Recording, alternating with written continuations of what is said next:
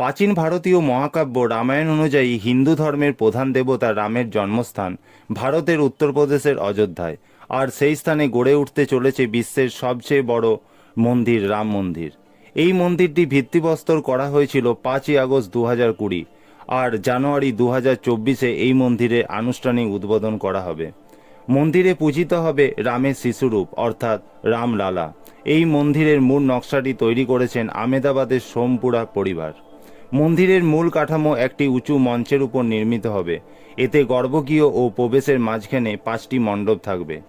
3টি মণ্ডপ কডু, নৃত্য এবং রং, এবং অপর পাশে কীর্তন ও প্রার্থনার জন্য 2টি মণ্ডপ।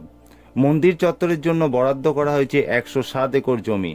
এই মন্দির নির্মাণ কাজের প্রধান দায়িত্বে রয়েছেন শ্রীরাম জন্মভূমি তীর্থক্ষেত্র ট্রাস্ট। অযোধ্যার রাম মন্দিরে পুজো করবেন পিএইচডি পড়ুয়া মোহিত পাণ্ডে। আপনি কি জানেন এই মোহিত পাণ্ডে কে, কিভাবে তিনি রাম মন্দিরের প্রধান পুরোহিত হলেন, আর ওনার মাসিক বেতনই বা কত? আসুন জেনে নিই। 3000 পুরোহিতের মধ্যে ইন্টারভিউর মাধ্যমে বেছে নেওয়া হলো মোহিত পাণ্ডেকে। মোহিতের পূজা আর্চা আর ভগবানের প্রতি অগাধ ভক্তি সবার মন কেড়েছে।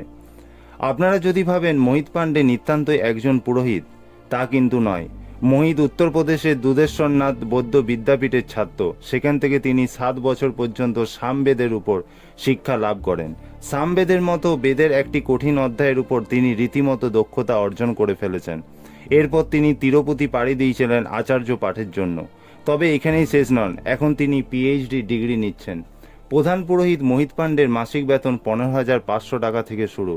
বাঙালির আবেগ, ভালোবাসা, ঐতিহ্যর আরেক নাম শ্রীরাম মন্দির। জয় শ্রীরাম।